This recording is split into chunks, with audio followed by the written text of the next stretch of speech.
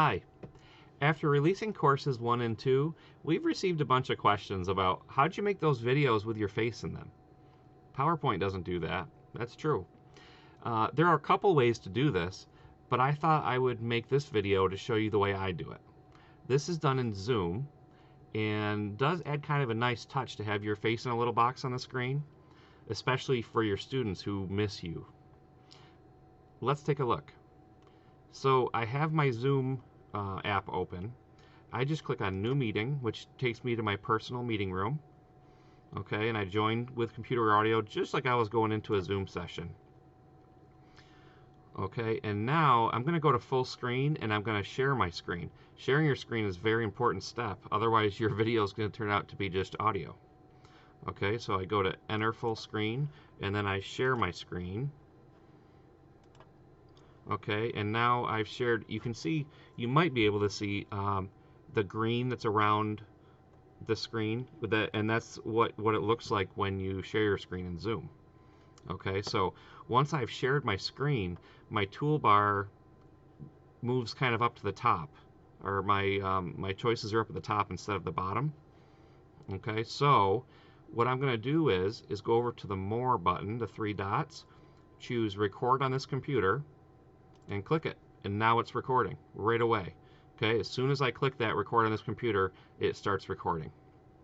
Okay, so some cool things you can do is if I go up here and I want to pause, I can pause the recording, and now I'm not recording. You can see that little red light that was here. You'll see it in a second when I start it up again. So I can pause and then record, pause and record, and then I can stop. Okay, so again, I'm going to go to the resume recording. So you see that little red light. Now I'm recording again. And this works just like the PowerPoint screen recorder in the fact that it records anything that's on the screen. Could be, anything that you've done with the PowerPoint recorder, you can do with this. Websites, flip charts, anything. Okay, so when I'm done with my recording, I float up to the top again and go to More and Stop Recording. Okay, so now the recording has stopped and I'm ready to make my video. Okay, so that video isn't a video quite yet. What I do next is I stop sharing and I end the meeting. Okay, so instead of saying leave meeting, I'm going to say end meeting for all. Stop share, end meeting for all. And what happens is now Zoom does this. If it's a long video, it could take a little bit of time as well. Okay, so now it's converting that video into a video that people can watch. And you'll see that when that's done, when that reaches the end of the line there, take just a second, that the File Explorer will pop right up